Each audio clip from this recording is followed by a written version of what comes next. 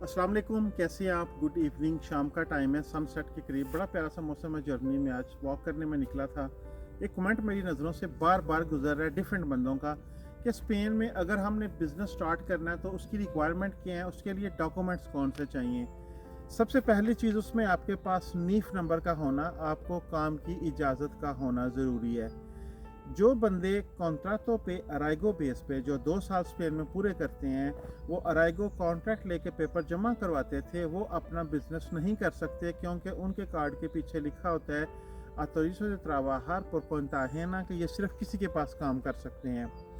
लेकिन अभी जो इमिग्रेशन आएगी, ओपन इमिग्रेशन, जब आप पेपर जमा करवाएंगे तो आपको काम की इजाज़त भी होगी, बिजनेस की इजाज़त भी होगी। मेन चीज़ क्या है कि देखें, आपके पास नीफ नंबर का होना और सेगुरिदा सोशल का नंबर होना ज़रूरी है। और जो आपको नीफ नंबर मिलेगा उस पर कोइंता प्रोपिया की इजाज़त होनी चाहिए। जो बंदा शादी करके स्पेन में 5 साल के राइगो फैमिलियर लेता है, उसको कोइंता प्रोपिया की भी और कोइंता अहेना दोनों के काम की इजाज़त होती है। जो स्टूडेंट होते हैं उनको अपना बिजनेस स्टार्ट करने की इजाज़त नहीं होती। राइगो वाले बंदे पहले साल के कार्ड पे अगर कॉन्ट्रैक्ट लेके फिर पेपर लें तो वो बिज़नेस नहीं कर सकते, अगले कार्ड पे वो कर सकेंगे। और जो क्वेंटा प्रोपिया अपनी दुकान का प्लान शो करके, बिजनेस का सारा शो करके पेपर लेते हैं, उनको तो इजाज़त होती है। सबसे पहली बात है, आपको काम की इजाज़त होनी चाहिए, अपना बिजनेस स्टार्ट करने की इजाज़त होनी चाहिए। इमिग्रेशन वाले बंदे सारे उसमें फॉल करेंगे कि वो अपना बिजनेस कर सकेंगे। सबसे ज़रूरी चीज़ है, आपने जो काम करना है उसका आपको एक्सपीरियंस होना चाहिए। सर्टिफिकेशन de profesionalidad यहाँ पे नहीं चाहिए क्योंकि आपने कोइंता प्रोपा के पेपर नहीं लेने डायरेक्ट कोइंता प्रोपिया के। आपने नॉर्मल, आपको इजाज़त मिली, आपने दुकान डालनी है। जो भी आप काम कर सकते हैं वो दुकान ढूंढें। दुकानें आपको कैसे मिलेंगी? ज़्यादा कोशिश करें कि अपनी ज़ाती नई दुकान लेके बिज़नेस स्टार्ट करें।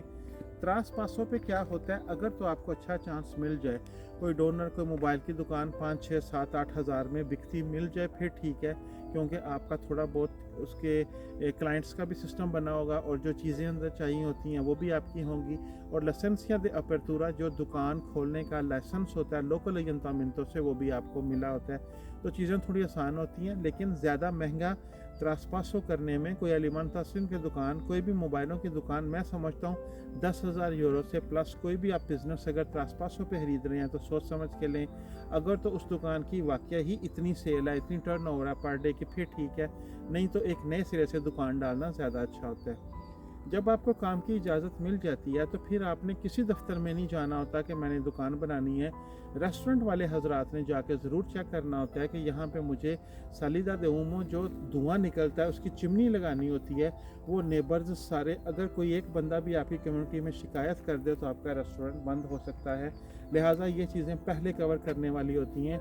कोई भी आप कारोबार ले रहे हैं, कोई भी नया कारोबार डालना है, अपने लोकल अयंतामिंटों में जाके थोड़ा सा पहले कंसर्न कर लें कि मैंने ये बिज़नेस यहाँ पे ओपन करना है। और स्पेशली ये रेस्टोरेंट में ज़्यादा प्रॉब्लम आती है। Barber shop, mobile repair shop, fruit की शॉप।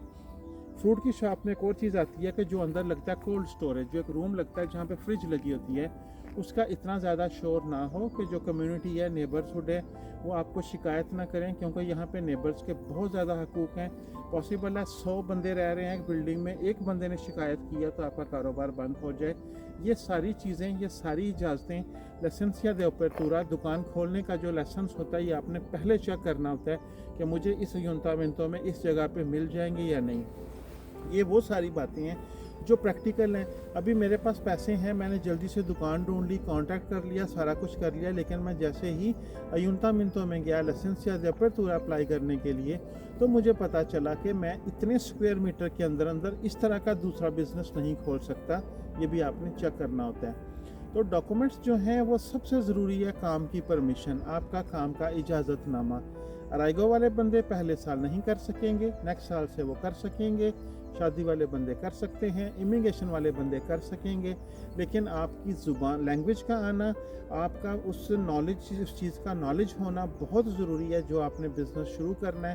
त्रासपासों के बारे में मैंने आपको बता दिया कि चलता कारोबार 10-12 हज़ार से अगर ज़्यादा का तो ना लें, क्योंकि फिर आप अपने हिसाब से बिज़नेस स्टैंड करें, वो ज़्यादा अच्छा है। उसकी आप गूगल पे अपनी रेटिंग बनाएंगे, अपने तरीके से स्टार्ट करेंगे। लेकिन अगर कोई भी कारोबार बहुत अच्छी सेल कर रहा है, मोबाइलों की दुकान पे जिस बंदे ने मोबाइल रिपेयर का काम करना है, एक चीज़ वो जहन में रखे कि उस दुकान पे एनवीओ दे दिनेरो का अगर काम है पैसे भेजने का, तो अगर 500 यूरो से प्लस एनवीओ हैं तो वो आपकी लॉटरी है, क्योंकि 500 यूरो प्लस एनवीओ का मतलब है कि 1000-1200 यूरो आपको सिर्फ पैसे भेजने की कमीशन आ जाएगी उस दुकान से। तो इस तरह की छोटी छोटी चीज़ें होती हैं। कोई भी आपने कारोबार करना है, कोई भी चीज़ करनी है। मैंने पूरी ज़िंदगी मोबाइल रिपेयर का काम किया, उसकी दुकान मैंने रखी है स्पेन में, लेकिन मेरा नेक्स्ट स्टेप अगर मैं स्पेन में शॉप डालूँगा तो वो फास्ट फूड का होगा, वॉक रेस्टोरेंट का होगा, या इस तरह की चीज़ों का होगा, क्योंकि मैं समझ चुका हूँ अब बहुत सी चीज़ें ऐसी हैं जो एआई कवर कर चुका है, जो टेक्नोलॉजी वाइज ऑनलाइन ज़्यादा अच्छी अवेलेबल है। हर बंदे के मोबाइल में ऐप है पैसे भेजने की, और उसके बाद मोबाइल जो नए वाले हैं वो ज़्यादा सस्ते हैं पुराना रिपेयर करने से। तो ये सारी चीज़ें आपने खुद अपनी कैलकुलेशन करना होती है। उसके बाद जो सबसे ज़रूरी चीज़ होती है वो एक अच्छा असेसो ढूंढना। ये सबसे इम्पॉर्टेंट रोल है आपके कारोबार को, क्योंकि हर 3 महीने के बाद आपने सेमेस्टर जमा करने हैं और साल के बाद डिक्लाराशन दे रेंटा करना है। उसका काम है आपको बताना कि आपने क्या करना है, कितना टैक्स देना है, कितना प्रॉफिट देना है। नए बंदे के लिए मैंने पहले भी आपको कहा पिछली वीडियो में, बहुत अच्छी चीज़ है कि आप नया अपना बिजनेस करें, क्योंकि पहले 6 महीने हर महीने सिर्फ आप 50 यूरो टैक्स दे के सारे का सारा पैकेज कवर कर लेंगे। अपनी मेडिकल, अपनी पेंशन, अपनी इंश्योरेंस, अपनी हर चीज़ सिर्फ 50 यूरो। अगले 6 महीने में 80 यूरो दे के, और जो काम करने वाला बंदा है मालिक ने भले उसका टैक्स देना है, लेकिन अगर आपको कहीं काम नहीं मिल रहा तो टैक्स ना चलने की सूरत में बाद में बड़ी प्रॉब्लम्स आती हैं। आपकी फैमिली को बुलाना, आपका मकान ढूंढना, आपका बैंक से लोन लेना, आपका गाड़ी लीज़ करना, ये सारी वो बातें फिर आहिस्ता आहिस्ता आपको पता चलेंगी। आज जो सबसे ज़्यादा मैं वीडियोस में वॉच करता रहता हूँ, कमेंट्स सम टाइम उनका रिप्लाई नहीं करता।